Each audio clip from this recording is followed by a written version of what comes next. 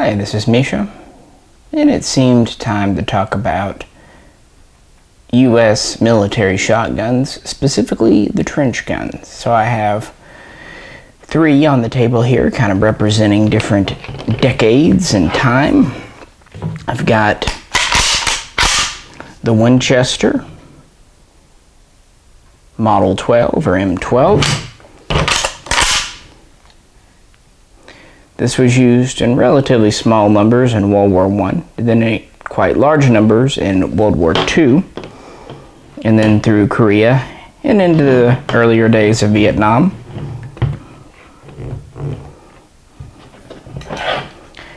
Next, have the Ithaca Model 37 or M37. This was used in quite small numbers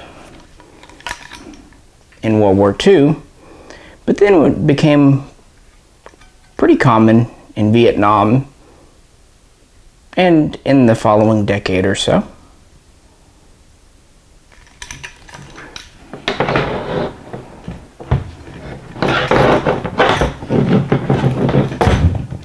And then finally, we have a gun you've seen pretty recently. This is my Mossberg M500A1, and this is a modern configuration with the ghost ring sights, all that. The military started using Mossbergs, the 500, early on. Then the 590A1 was developed in the 80s, 90s, and has been in use ever since, as are the older 500s. All of these guns have 20-inch barrels. All fire 12 gauge. All, as you see, have heat shields. The Winchester has a 5+1 capacity. The Ithaca has a 4+1, and the Mossberg has an 8+1. They all take bayonets. The Ithaca and Winchester take the older 1917 bayonet, whereas the Mossberg accepts the M16 bayonet, the M7 or the M9, or anything else compatible. So yeah, that is a few, definitely not all, of America's service shotguns. So let's get up close with each one, look at some markings, and talk more about their history. You know, it feels like we just did a trench gun history video a few months ago, maybe a year, but I looked and it was 2.5 years ago. Time flies. The shotgun in military service, sometimes called a martial arm, really kind of is the successor to old school muzzleloaders, blunderbuss, things of that nature, where basically you had a pipe and you stuffed a bunch of rocks, nails, lead shot, whatever down the barrel, and you ignited it and you blew it towards your adversaries. The shotgun proper really started to see U.S. military service in the Philippines in the late 19th century, and it was the development of this gun's immediate predecessor, which was John Browning's 1897, which itself was a smokeless powder strengthened version of the 1893 repeater. It was really the first trench gun. The M97 was mated with the heat shield assembly developed at the Springfield Armory. This is actually the World War II version with 4 rows of holes. This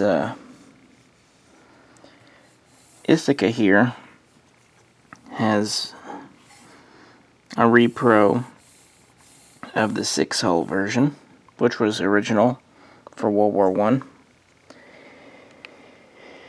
And Winchester would make the M97 with the 20-inch barrel, standard 5+1 tube, standard exposed hammer, and essentially what made it different was this assembly that gave it the front sling swivel, the bayonet lug, and the heat shield. Had a standard bead sight, and of course the gun would have a sling swivel in the stock, same as this one. The M97 was by far the most prevalent shotgun used in World War I.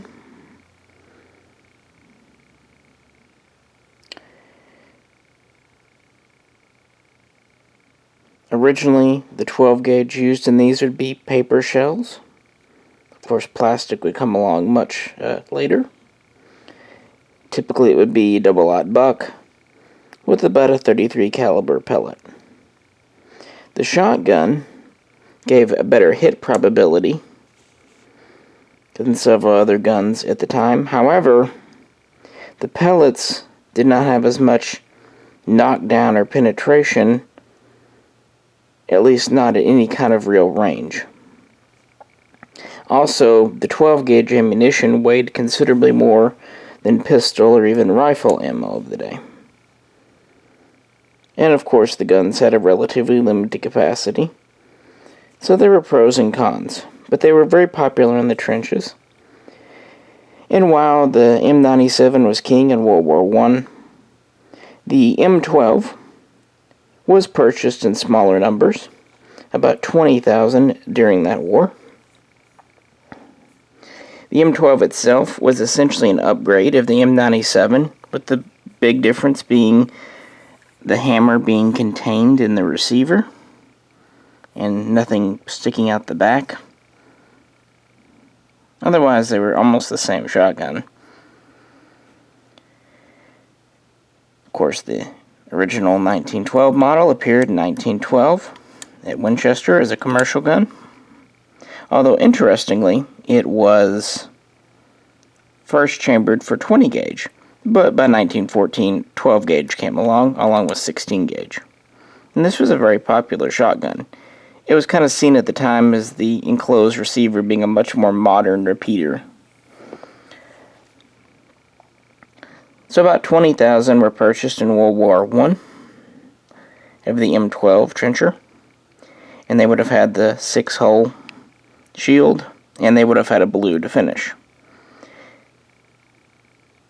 Along with the 97, there would also be the Remington Model 10, or M10, which is kind of an interesting critter, mechanically and otherwise, and also it had a wooden heat shield, kind of different. There were also so-called riot versions. Typically, a trench gun will have a 20-inch barrel, the heat shield and all that, whereas the riot version would have an 18 or 19-inch barrel and no heat shield or bayonet lug. And both reused quite a bit.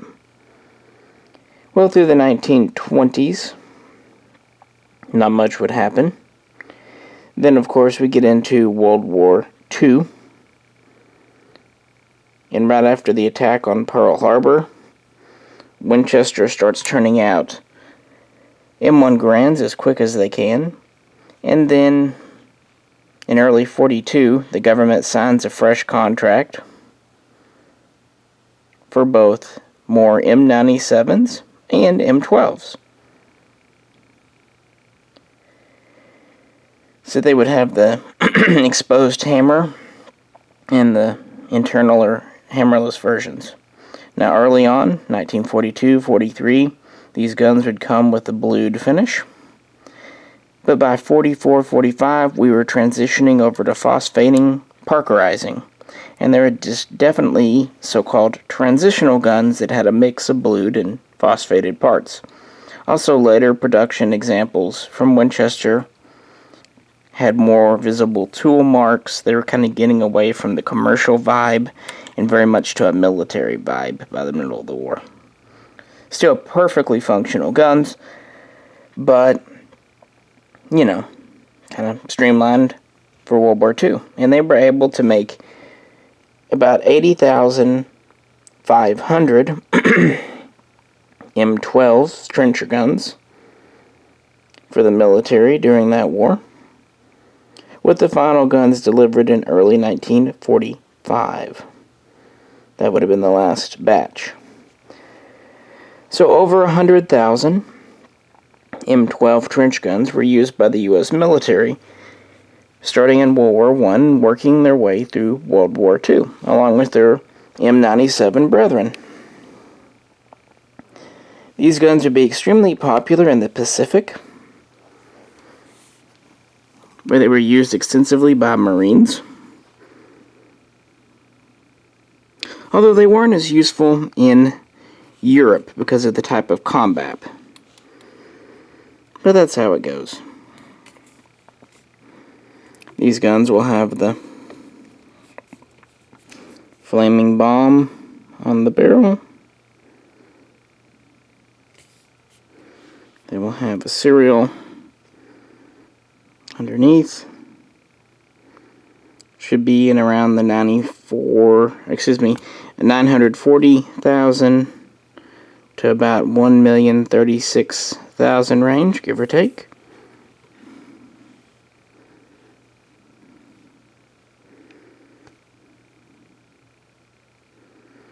They will have a proof mark on the stock. I think it's on this side.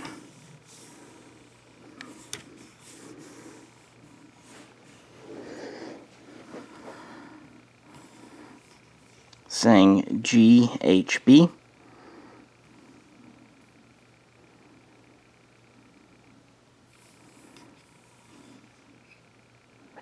Typical flat hard rubber butt plate with Winchester logo. Flip this around.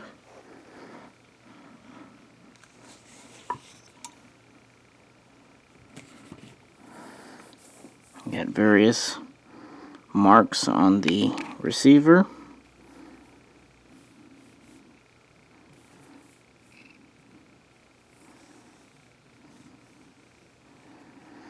A pretty simplified top to the receiver.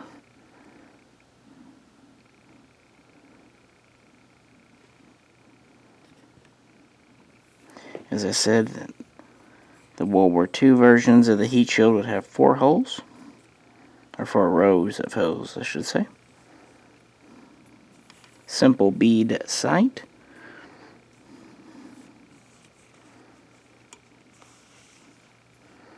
Bayonet lug accepts the M17 or M1917 U.S. infield bayonet.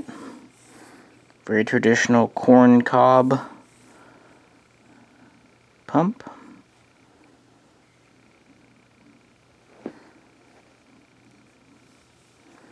And simple but effective, mostly unadorned buttstock.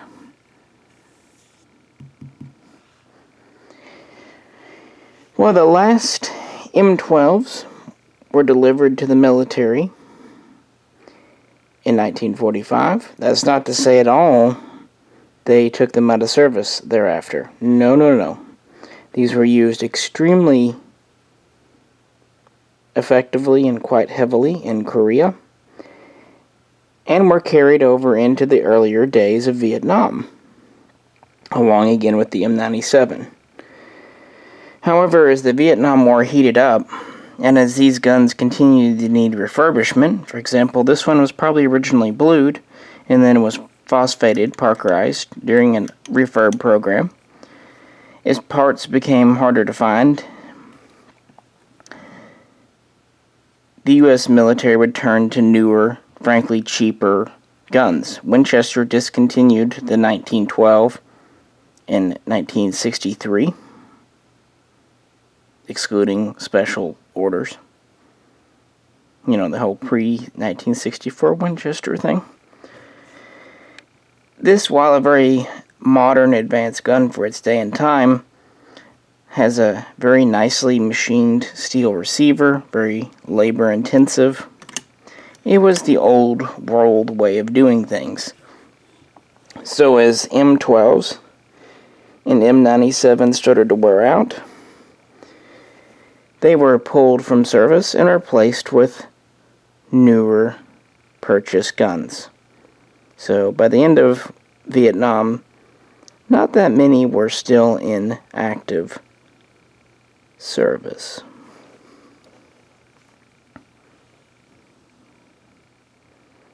Well, we'll move on. Moving on. As for the Ithaca here, this is one of the 2016 reproductions.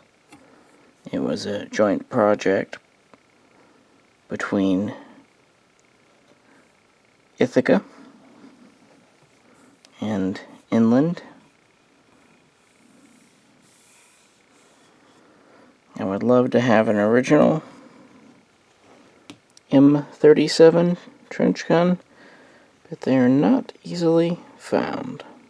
So this will do for the time being, and is actually quite a nice authentic replica, as you can tell, comparing it to this original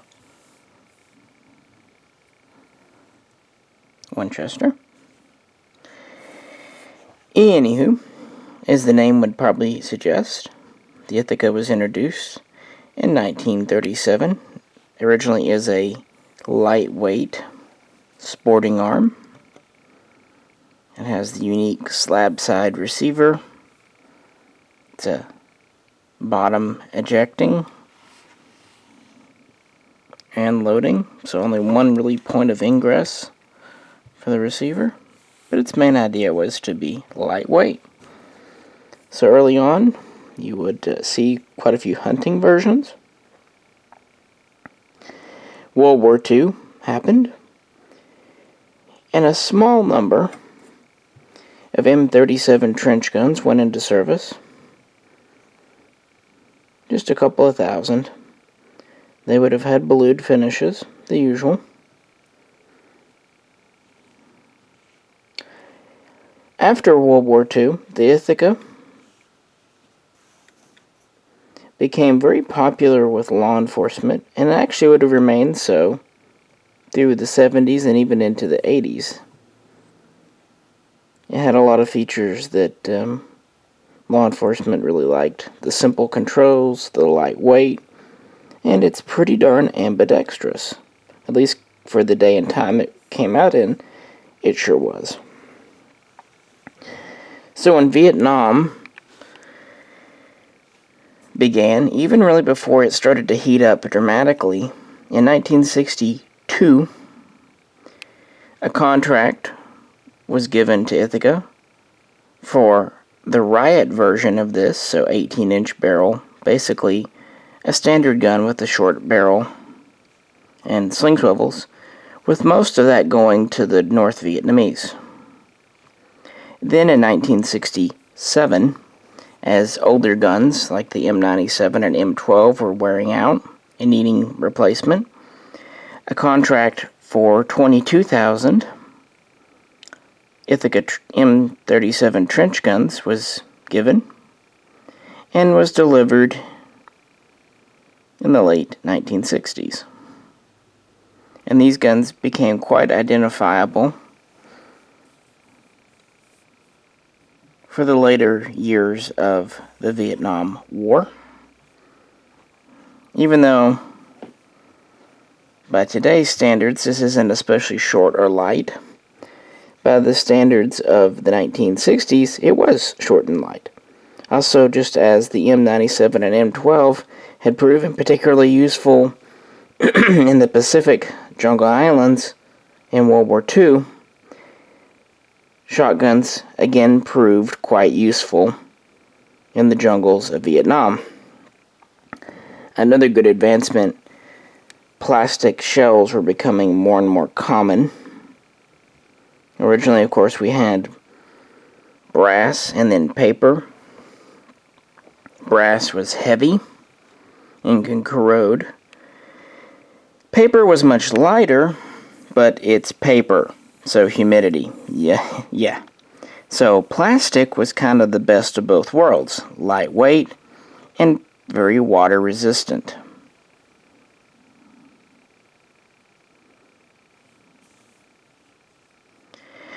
There were other, both riot and trench guns used from both Savage and Stevens, and even from Winchester. The military would start ordering Model 1200 or M1200s from Winchester later on in Vietnam. These would be lightweight because they had an alloy receiver, and they used a rotating bolt. So they were cheaper for the military and they were lighter. Unfortunately, they also had some economies, including a couple of plastic polymer parts that were prone to breaking. So they weren't quite as robust as the M97 and M12. That said, more than a few M1200s would remain in the military stockpile through the 70s, 80s, and even into the first Gulf War. So they hung around, along with Ithacas.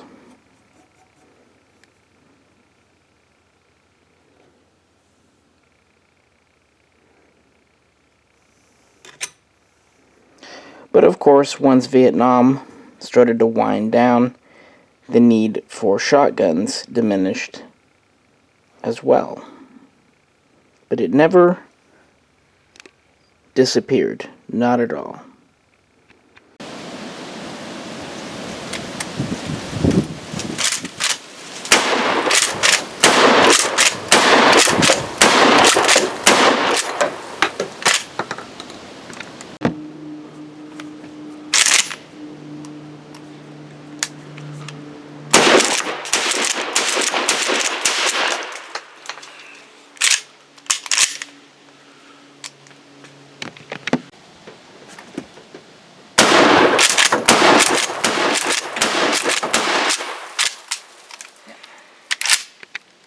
So moving along in the late 60s, after the Ithaca contract,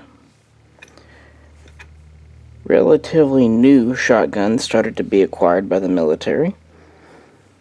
This is a Mossberg Model 500, first introduced in 1962. The military would start to pick these up in smaller numbers with either an 18-inch or a 20-inch barrel. And a lot of them were just standard shotguns. In 1968, the U.S. Marines and U.S. Navy became interested in Remington's 870. And in 1969, they purchased about 3,200 so-called M870 Mark I's. And maybe one day I can bring you a video on those. It's an interesting configuration. 21-inch barrel, rifle sights, extended magazine tube. It's one of the first times we see that. It also did not have a heat shield, and it took the newer M16, M7 bayonet. Previously, even the Model 1200, M1200, still took the old 1917 bayonet.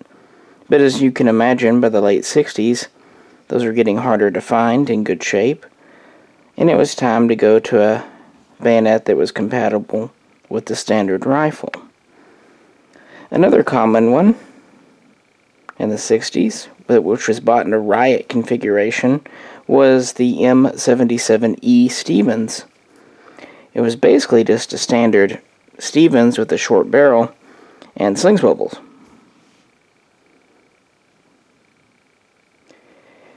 But most of these guns, especially the Remington and the Mossberg, were purchased in quite small numbers in the late 60s, early 70s, again because Vietnam was winding down.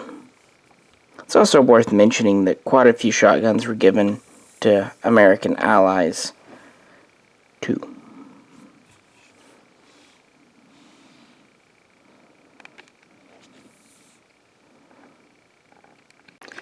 Well, throughout the 70s and 80s, as the military needed new shotguns, additional shotguns, a lot of them were commercial off-the-shelf purchases, COTS. So you're going to see more Mossberg 500s, Remington 870s, and maybe the odd Winchester 1200, although Winchester as a company would go out of business, so kind of cut that off. And for a long time, the Mossbergs, about the only changes they would go to maybe would be a metal trigger guard and safety, but they would still have the alloy receiver, of course. Nothing wrong with that. And of course, they would go away from a blued type finish in wood furniture to a phosphate and black furniture as, time wore on. Now this M590A1 here, which you've seen in several videos, so I'll try to make this brief not to bore you, has pretty much all the current modern updates. But originally, it'd be much simpler. If you look at the late 80s, 90s, they would go to the 590 style tube, which could be opened from the end for cleaning. They would have both 18 and 20 inch barrels. Then they would go to more of a heavy wall barrel. From what I've read, this was kind of at the request of the Navy. Sling Swivels. A M16 type bayonet lug was standard. Heat shields became more and more common. Some would have the standard tube, 5+1. Others like this would have the extended 8+1 tube. Originally, they would have a simple bead sight, but later they would go to these LPA style adjustable ghost ring sights. The Mossberg 500s are almost always drilled and tapped on the receivers, so it's very easy to add. This has the military metal trigger and safety. Butt stocks could be a wide range. You would see straight, just regular butt stocks, of course. You would see pistol grip only. You would see pistol grip with M4 type collapsing stocks. And you would even see the speed feed type stocks. Basically, they would put whatever stock they needed on it. Same goes for things like rails and other attachments.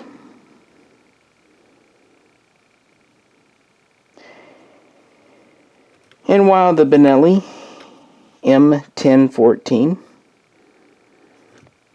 a semi-auto shotgun, is standard issue today, most that are issued a shotgun in the military are just given a standard Remington or Mossberg. A lot of times it's an older gun with an 18-inch barrel, sometimes even 14. But on the other hand, some trench gun styles, like this, are issued. And by that I mean we have a 20-inch barrel, heat shield, and bayonet lug. Now, unlike the originals, this is all separated. We don't have a single piece assembly to give it.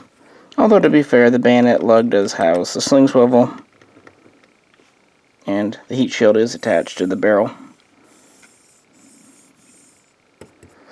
Also, extended magazine tubes are more common today than they used to be.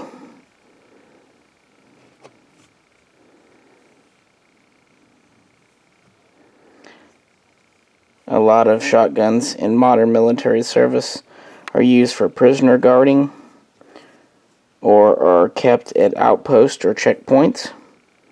And of course, many are used for being a key to a stubborn lock. In other words, they blow the locks off doors, or hinges off doors in some cases. Also, occasionally shotguns can be used to launch less than lethal cartridges, tear gas, beanbags, although this is much more common in the hands of law enforcement than it would be the U.S. military. Well, there you have a somewhat brief kind of run-up from the original trench guns to today, and showing you 3 or 4 examples. I apologize there wasn't an M97 when we tried it a few years ago. Our luck was not great. We had one of the Chinese repros. The previous owner had never actually shot it. He just kept it in his safe.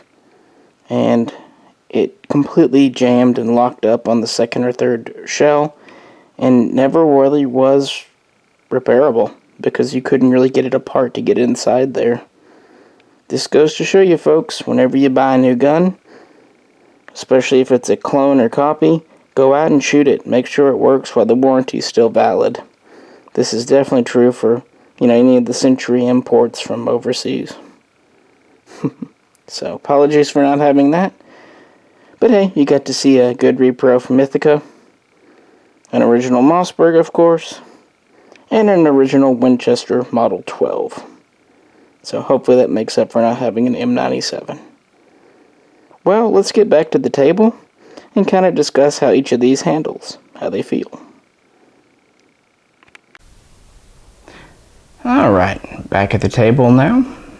So how do they feel?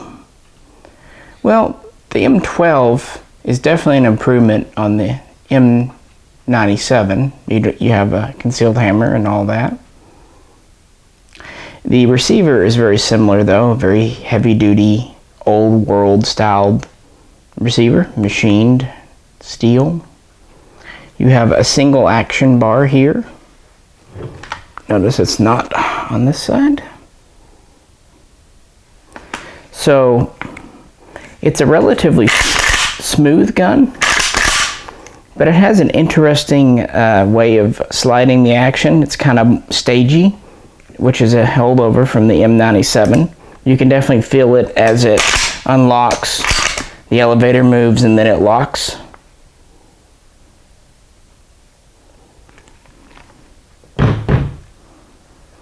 We've got a, relatively long tube. Of course, the heat shield and all that adds a little weight. Standard sling swivel.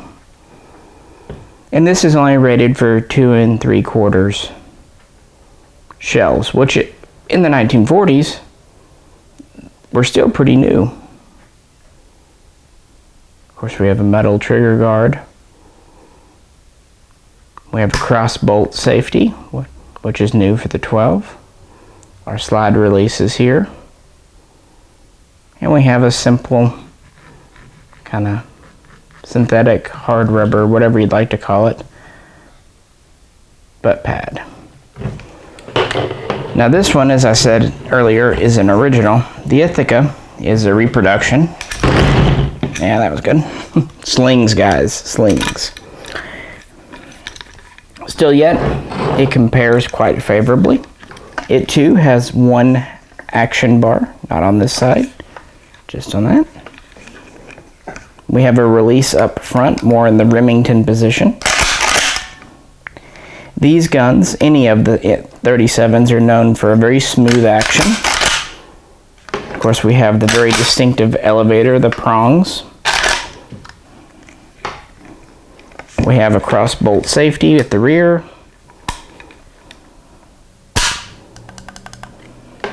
These have pretty nice triggers in them. These guns were known for being lightweight. We still have a nice machined receiver, but it's not quite as elegant as the Winchester, and the gun's lighter, slightly shorter tube as well. The furniture is exceedingly similar, again with kind of a synthetic hard rubber, or in this case being a repro plastic butt plate, but it's a very unadorned stock.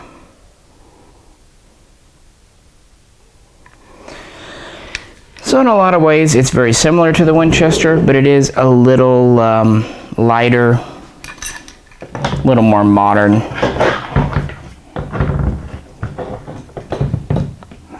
And then finally we get to the Mossberg here, which is a pretty big jump forward. We have a typical Mossberg release back here. Safety is Tang.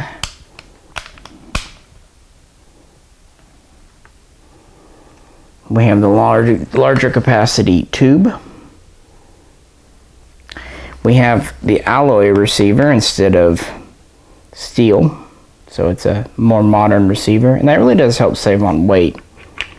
And of course, as I said, this one has a lot of the newest features like the ghost ring sights and speed feed stock and all that stuff. Earlier ones would have been just simple bead sights.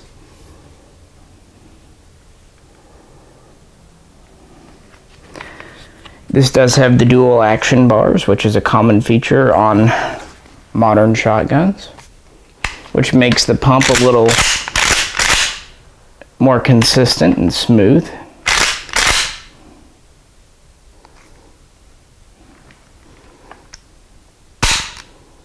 But actually, originally Mossbergs had one action bar. The dual action bar was something kind of pioneered by Remington. They each definitely have things to recommend them. Obviously, this one is just a classic dating back to 1912. I do like it better than the M97. The hammer on the M97, the exposed slide, it will bite you. Plus the Model 12 just feels a little more robust and simple. Less to go wrong, less moving parts. It's quite easy to load. Reasonable capacity for the day. The Ithaca has always been a personal favorite. I love how easy these are to load. It's just a very light, handy, it's a very friendly feeling shotgun. Although maybe not quite as durable as the Winchester. It's a very iconic piece of Vietnam. And really the Mossberg is very iconic for more modern wars, such as the War on Terror, Afghanistan, Iraq, all that good stuff. And it is definitely built tough with metal safety, metal trigger guard, heavy wall barrel. It's a beefy gun. Don't let the alloy receiver fool you. These things are pretty damn solid.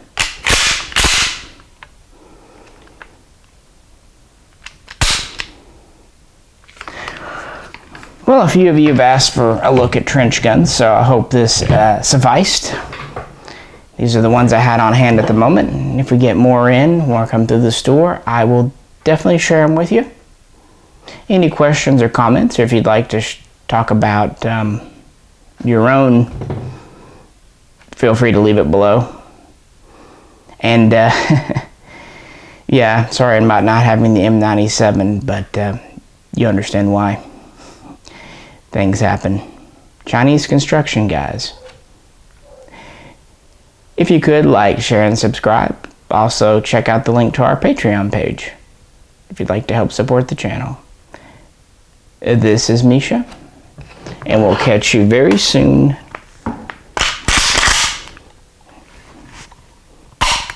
Next time.